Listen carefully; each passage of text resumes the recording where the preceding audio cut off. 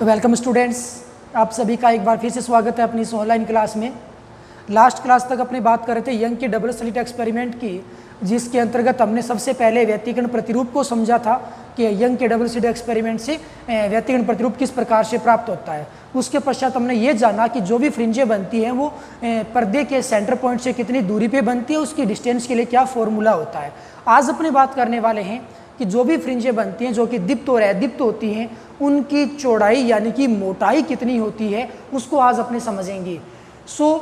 इसको समझने से पहले अपने जो लास्ट क्लास तक इम्पोर्टेंट फॉर्मूलेज हमने फाइंड आउट किए थे, जैसे कि किसी भी पर्दे के मध्य बिंदु से, सपोज दैट ये पर्दा है और ये इसका मध्य बिंदु ओ ले लिया और यहाँ पे मान लो एक फ्रिंज बनती है, तो इसकी डिस्टेंस कितनी थी उसका फॉर्मूला हमें पता होना चाहिए। तो इसके डिस्टेंस का फॉर्मूला क्या था अपने पास? इसकी डिस्टेंस का फॉर्मूला था y is equal del x capital D upon small d. Okay, del x क्या चीज़ है यहाँ पे? डेल एक्स उन दो तरंगों के मध्य पथांतर है जो यहाँ इस P पॉइंट पर आकर के अध्यारोपित हो रही थी, फ्रिंज का निर्माण कर रही थी। अब पथांतर के आधार पे P बिंदु पे जो भी फ्रिंज बनती है वो चमकीली होगी यानी कि दीप्त होगी या अदीप्त होगी, वो पूरा का पूरा डिपेंड किस पे होगा? डेल एक्स यानी कि पथांतर पे होगा। तो सबसे पहले मैं एक इम्पोर्टेंट बेसिक है उसकी बात करूँगा। तो अपने यहाँ पे पथांतर की यदि बात करेंगे तो सबसे पहले अपने समझेंगे अदीप्त या दीप्त फ्रिंज के लिए पथांतर कितना होगा, दीप्त के लिए, या यूं कह लो चमकीली फ्रिंज के लिए, और या यूं कह सकते हो संपोषी व्यतिकरण के लिए, क्योंकि तीनों में ही जो तीव्रता होती है वो उच्चतम होती है। तो संपोषी वाले में आपने देखा था कि जब कलांतर का मान पाई का समगुणज हो यानी कि 2n पाई हो, कितना हो? 2n पाई हो, उस केस के अंदर संपोषी व्यतिकरण बनता है, यानी कि दीप्त या चमकीली फ्रिंज बनेगी, यानी कि संपोषी व्यतिकरण होगा। तो यहाँ पे ये जो आपको फाई नज़र आ रहा है, जो कि यहाँ पे एक प्रकार से कलांतर है, यदि आप इसको पथांतर में कन्वर्ट करना चाहते हो तो बच्चों पथांतर और कलांतर के मध्य में एक रिलेशन होता है। रिलेशन होता क्या है कि जो पथांतर होता है उसका सूत्र बनेगा लैम्डा अपॉन 2 पाई इंटू कलांतर। ये एक सूत्र होता है, रिलेशन होता है पथांतर और कलांतर के बीच में। पथांतर होता है डेल एक्स और कलांतर होता है यहाँ पे फाई। तो डेल एक्स बराबर क्या बन जाता है? डेल एक्स बराबर बनता है लैम्डा बटे 2 पाई इंटू फाई यानी कि कलांतर। तो इस कलांतर के रिस्पेक्ट में आप पथांतर बता सकते हो 2n पाई। अब कैसे ज्ञात करोगे 2n पाई? तो 2n पाई आपको दे रखा, तो कैसे ज्ञात करोगे डेल एक्स का मान? तो सबसे पहले आप क्या करोगे, फाई जो आपको दे रखा है 2n पाई, वहाँ पे ये वैल्यू पुट कर दो, lambda upon 2 pi into 2n पाई, पाई से पाई कैंसिल, 2 से 2 कैंसिल, n लैम्डा आ गया, यानी कि डेल एक्स का मान कितना आ गया? n लैम्डा आ गया। तो कहने का मतलब डेल एक्स है वो कितना आ जाएगा? n lambda. Short and sweet बात हो गई बच्चों ये कि दीप्त या चमकीली फ्रिंज या संपोषी व्यतिकरण की आवश्यक शर्त कलांतर के पदों में तो ये होती है और पथांतर के पदों में ये होती है। मतलब ये हो गया कि अध्यारोपित होने वाली तरंगों के मध्य यदि कलांतर पाई का समगुणज होता है तो संपोषी व्यतिकरण बनेगा यानी कि दीप्त फ्रिंज बनेगी, और यदि पथांतर का मान लैम्डा का पूर्ण गुणज होता है, लैम्डा का पूर्ण गुणज बोले तो लैम्डा का 0 गुना 1 2 3 4 5 इस प्रकार से लैम्डा का पूर्ण गुणज होना चाहिए पथांतर का मान, तो भी दीप्त या चमकीली फ्रिंज बनने वाली है। तो ये जो सिस्टमेटिक ढंग है डेल एक्स का मान आपको अच्छे से याद रखना है, क्योंकि जब हम ये फ्रिंजें ज्ञात करेंगे इनकी चौड़ाई तो आपको ये वैल्यू काम आएगी। यहाँ पे जो भी चमकीली फ्रिंज बनी है वो कितने नंबर की बनी है? nवीं, यानी कि पथांतर का मान n लैम्डा है, वो nवीं चमकीली फ्रिंज के लिए। इस चीज़ को भी आप ध्यान में रखोगे। तो nवीं चमकीली फ्रिंज के लिए कलांतर होगा 2n पाई और पथांतर हो जाएगा n लैम्डा। तो ये तो बात होगी चमकीली यानी कि दीप्त फ्रिंज के लिए। साथ में अपने समझ लेते हैं अदीप्त फ्रिंज का क्या फंडा होता है।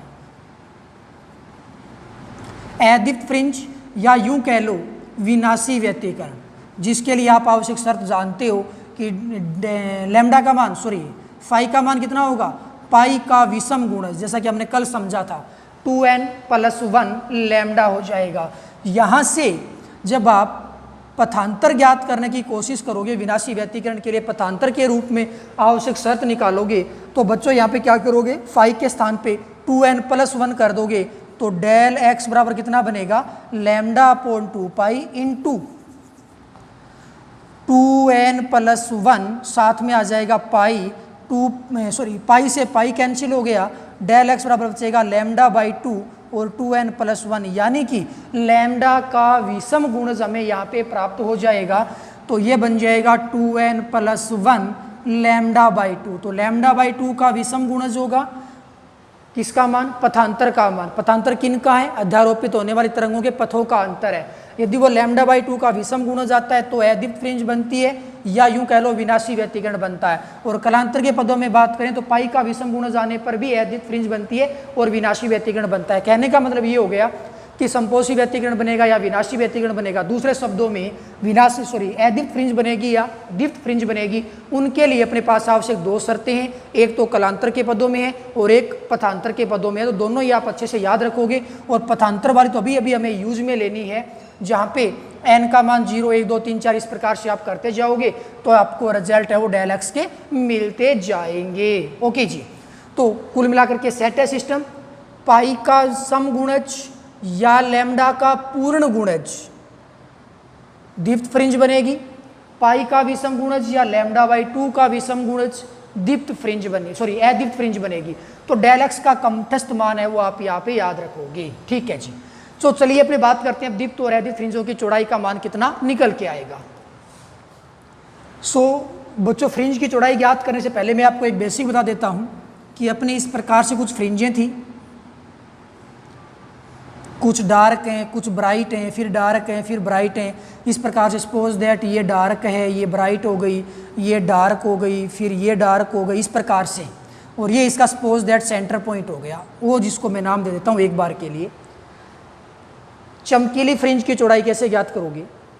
इन दो अदीप्त फ्रिंजों के बीच में, काली फ्रिंजों के बीच में चमकीली फ्रिंज आ रही है, तो इन दोनों के बीच की जो डिस्टेंस होगी, दो काली फ्रिंजों के बीच की जो डिस्टेंस होगी, जो कि हमें इतनी प्राप्त हो जाएगी, ये तो बन जाएगी दीप्त फ्रिंज की चौड़ाई। और फ्रिंज की चौड़ाई को बच्चों बीटा से रिप्रेजेंट किया जाता है, तो ये दीप्त के लिए बीटा का मान आ जाएगा। Is that clear?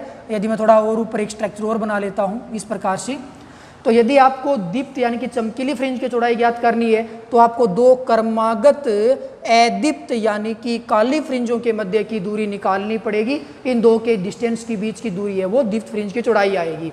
इसी प्रकार से यदि आप अदीप्त फ्रिंजों की चौड़ाई ज्ञात करना चाहते हो तो ये हो गई अदीप्त फ्रिंज की चौड़ाई, जो कि क्रमागत दो चमकीली फ्रिंजों के बीच में बन रही है। और चमकीली फ्रिंजों के बीच की दूरी जब भी आप ज्ञात कर दोगे तो किसका मान निकल के आ जाएगा? बीटा अदीप्त का मान निकल के आ जाएगा। कहने का मतलब दो क्रमागत चमकीली फ्रिंजों के बीच की दूरी काली फ्रिंज की मोटाई आएगी और दो काली क्रमागत फ्रिंजों के बीच की दूरी चमकीली फ्रिंज की मोटाई आ जाएगी। Short and sweet.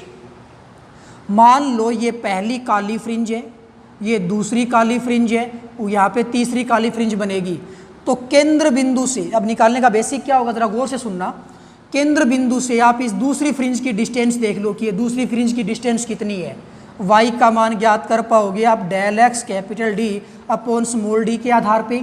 फिर आप पहली फ्रिंज की डिस्टेंस देख लो, यहाँ पे कितना मान निकल के आता है, और दोनों के बीच की डिस्टेंस है वो आप कैलकुलेट कर लेना। कैसे कि दूसरी वाली फ्रिंज दूरी में से पहले वाली दूरी को माइनस कर दोगे तो ये बीच वाली दूरी बच जाएगी।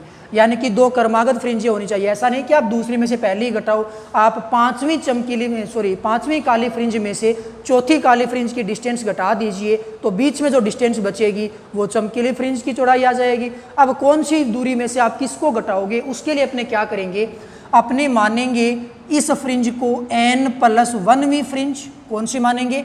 n+1वीं, और इसको नाम दे देंगे nवीं। ये दो क्रमागत फ्रिंजें हो गई हैं।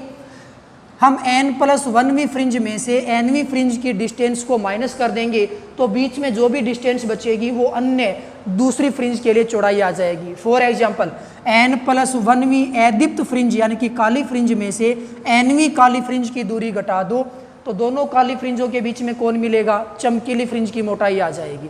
इसी प्रकार से n+1वीं चमकीली फ्रिंज में से nवीं चमकीली फ्रिंज की डिस्टेंस माइनस कर देना, चमकीली फ्रिंजों के बीच में कौन सी फ्रिंज आ जाएगी? काली यानी कि अदीप्त फ्रिंज आ जाएगी।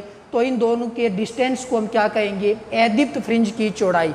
ये पीछे अपने बेसिक होगा इस प्रकार से कैलकुलेट करने वाले। तो आइए बात करते हैं कि कंप्लीट बैटर बनेगा कैसे।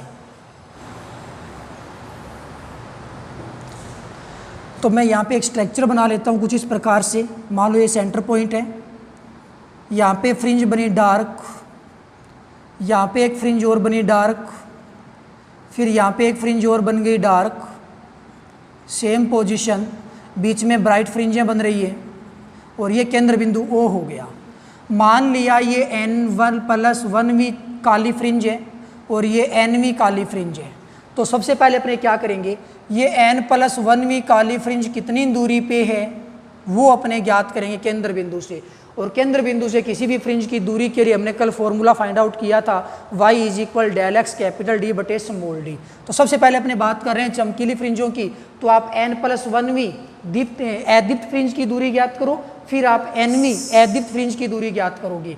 तो आप करेंगे क्या, N+1वीं, जरा गौर से देखना बात को, अदीप्त फ्रिंज की दूरी, अदीप्त फ्रिंज की दूरी y N+1 में इसको नाम दे देता हूँ। दूरी ज्ञात करने का सूत्र होता है बच्चों del(x) D/d, ये होता है।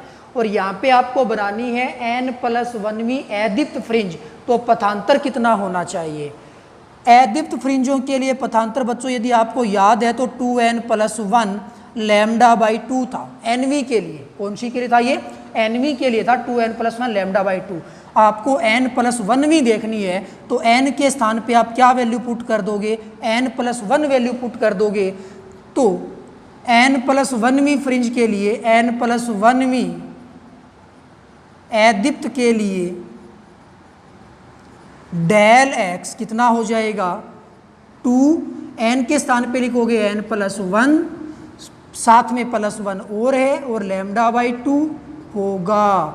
और जब आप इसको सोल्व करोगे तो मान आएगा 2n+3, इसका मान कितना आ जाएगा 2n+3 और λ/2, यानी कि N+1वीं अदीप्त फ्रिंज के लिए del(x) का मान 2n+3 λ/2 होगा। तो del(x) के स्थान पे आप ये वैल्यू पुट कर दोगे तो ये मान आ जाएगा अपने पास y N+1 = del(x) के स्थान पे क्या लिखोगे 2n+3 λ/2, साथ में है D और d। समीकरण नंबर जी 1 आ गई है। अब आप क्या करोगे, Nवीं अदीप्त फ्रिंज की दूरी ज्ञात कर लो। Nवीं अदीप्त फ्रिंज की डिस्टेंस कितनी आती है वो आप यहाँ पे मेजर कर लो। तो Nवीं अदीप्त फ्रिंज की दूरी yn बोल दो, उसका तो सीधा फॉर्मूला है अपने पास, क्या 2n+1 λ/2। और यहाँ पे चलो मैं इसको थोड़ा शॉर्ट में नहीं निपटाऊंगा, del(x) D/d। और यहाँ पे del(x) कितना हो जाएगा Nवीं के लिए π/2 का विषम गुणज, तो ये बन जाएगा बच्चों कितना π/2 का विषम गुणज λ/2 D/d, ये मान निकल के आएगा। मैंने क्या किया है, del(x) का मान पुट किया है। क्यों, क्योंकि Nवीं अदीप्त फ्रिंज के लिए del(x) 2n+1 λ/2 होता है। ओके, आपने क्या किया, N+1वीं दूरी भी ज्ञात कर ली, Nवीं की दूरी भी ज्ञात कर ली। अब N+1वीं में से Nवीं को घटा दीजिए तो ये बीच की दूरी बचेगी जो कि चमकीली फ्रिंज की दूरी होगी। अब आप क्या करोगे, समीकरण 1 में से 2 को माइनस कर दो तो किसका मान निकल के आ जाएगा, चमकीली फ्रिंज का मान निकल के आ जाएगा। चमकीली फ्रिंज की मोटाई निकल के आ जाएगी, यानी कि दीप्त का मान निकल के आएगा। कैसे, yn+1 -yn। तो यहाँ पे बच्चों बीटा दीप्त का मान बनेगा कितना, इसको सोल्व कर लो। अब 2n+3 λD/2D माइनस कर दोगे yn वाली को 2n+1 λD आ जाएगा 2D। यहाँ से कुछ कॉमन आ रहा है, बीटा दीप्त बराबर कॉमन क्या आ रहा है, λD/2D आ रहा है कॉमन। तो 2n+3 माइनस का 2n और माइनस का 1, 2n से 2n कैंसिल, 3 - 1 2 बचेगा और वो 2 इस 2 वाले से कैंसिल हो जाएगा। तो परिणामी मान बचेगा बच्चों कितना, लैम्डा कैपिटल डी। हालांकि यहाँ पे 2 बचता है ब्रैकेट का मान, ये 2 इस 2 से कैंसिल हो जाता है, अतः परिणामी मान अपने कितना प्राप्त होता है, लैम्डा कैपिटल डी बटे स्मॉल डी, और ये बीटा दीप्त की चौड़ाई निकल के आ जाती है। तो क्या किया हमने, n+1वीं अदीप्त फ्रिंज की दूरी में से nवीं अदीप्त फ्रिंज की दूरी को हमने माइनस किया है, तो किसका मान निकल के आया, बीटा दीप्त का मान निकल के आ गया। यानी कि चमकीली फ्रिंज की चौड़ाई यानी कि मोटाई कितनी आ गई, लैम्डा कैपिटल डी बटे में स्मॉल डी निकल के आ चुकी है। अब अपने क्या करेंगे, अब अपने काली यानी कि अदीप्त फ्रिंज की मोटाई ज्ञात करेंगे और देखते हैं उसका मान कितना आता है। तो नेक्स्ट अपने पास हेडिंग होगी अदीप्त फ्रिंज की मोटाई, अदीप्त फ्रिंज की मोटाई या यूं कह लो चौड़ाई की गणना, जिसको आप किससे रिप्रेजेंट करोगे, बीटा अदीप्त से रिप्रेजेंट करोगे, यानी कि हमें बीटा अदीप्त का मान ज्ञात करना है। तो सिंपल सी बात होगी, शायद समझ गए होंगे अपने करना क्या है, हमें n+1वीं दीप्त फ्रिंज की दूरी ज्ञात करनी है, फिर nवीं दीप्त फ्रिंज की दूरी ज्ञात करनी है, n+1वीं और nवीं ये 2 दूरियां हमें ज्ञात हो गई। तो इन दोनों के बीच की जो भी डिस्टेंस बचेगी वो डिस्टेंस अदीप्त फ्रिंज की मोटाई निकल के आ जाएगी। तो मैं यहाँ पे सीधा बिना डायग्राम के बनाने की कोशिश करूँगा कि n+1वीं दीप्त फ्रिंज की दूरी कहाँ से, केंद्र बिंदु से, इसको मैं yn+1 बोल दूंगा, और केंद्र बिंदु से किसी भी फ्रिंज की जो दूरी होती है वो डेल एक्स कैपिटल डी बटे में स्मॉल डी होती है। ओके जी। तो nवीं दीप्त फ्रिंज के लिए, सॉरी n+1वीं दीप्त फ्रिंज के लिए, n+1वीं दीप्त फ्रिंज के लिए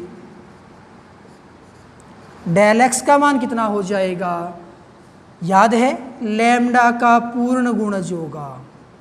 ये तो nवीं के लिए, हमें n+1वीं का निकालना है, तो बच्चों n के स्थान पे लिख दिया जाएगा n+1। ओके, तो यहाँ पे आप n+1वीं के लिए फाइंड आउट करना चाहते हो, डेल एक्स का मान कितना आ जाएगा, n+1 लैम्डा कैपिटल डी बटे स्मॉल डी, यानी कि n+1वीं दीप्त फ्रिंज की केंद्र बिंदु से जो दूरी है वो फाइंड आउट हो चुकी है। अब अपने क्या करेंगे, nवीं दीप्त फ्रिंज के लिए ज्ञात करेंगे, दीप्त फ्रिंज की दूरी ज्ञात करेंगे। तो nवीं कितनी बन जाएगी, डेल एक्स कैपिटल डी बटे स्मॉल डी, तो सिंपल फॉर्मूला है दूरी का, और nवीं के लिए डेल एक्स का मान कितना होता है, n लैम्डा होता है। तो y n बराबर क्या बनेगा, डेल एक्स के स्थान पे n लैम्डा, क्यों, क्योंकि डेल एक्स का मान n लैम्डा होता है nवीं फ्रिंज के लिए, कैपिटल डी बटे में स्मॉल डी, ये आ जाएगा समीकरण नंबर 2। अब आप यहाँ से क्या करोगे, n+1वीं दूरी में से nवीं दूरी को माइनस कर दोगे तो बीच में अदीप्त फ्रिंज बचेगी। ओके, तो बीटा अदीप्त का मान कितना निकल जाएगा, बीटा अदीप्त n+1वीं जो डार्क, सॉरी जो ब्राइट है चमकीली, उसमें से nवीं चमकीली के डिस्टेंस को माइनस कर दो, तो यहाँ से बीटा जो अदीप्त निकल के आता है बच्चों कितना बनेगा, n+1 लैम्डा कैपिटल डी बटे small D minus n lambda capital D बटे स्मॉल डी, ये बन जाता है। ओके, अब आप इसको सोल्व कर लो, यहाँ से कुछ कॉमन आ रहा है, लैम्डा कैपिटल डी बटे स्मॉल डी कॉमन आ रहा है, क्या बचेगा, n+1 माइनस का बच जाएगा n से n कैंसिल हो गया, कितना बचेगा जी, बीटा अदीप्त का मान आएगा लैम्डा कैपिटल डी बटे में स्मॉल डी, समीकरण नंबर 3।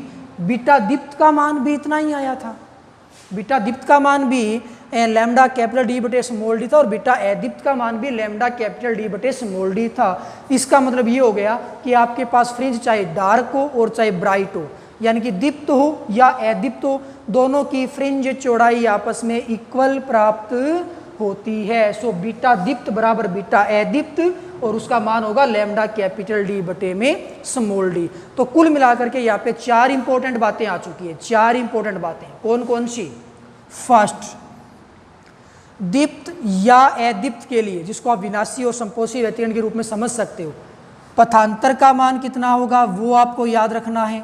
सेकंड, कलांतर का मान कितना होगा, यानी कि डेल एक्स कितना होगा वो आपको याद रखना है। तीसरा, आप क्या याद रखोगे कि जो भी पर्दा था उसके केंद्र बिंदु से किसी भी फ्रिंज की जो दूरी आती है लैम्डा वाई, वो कितनी आती है डेल एक्स कैपिटल डी बटे स्मॉल डी।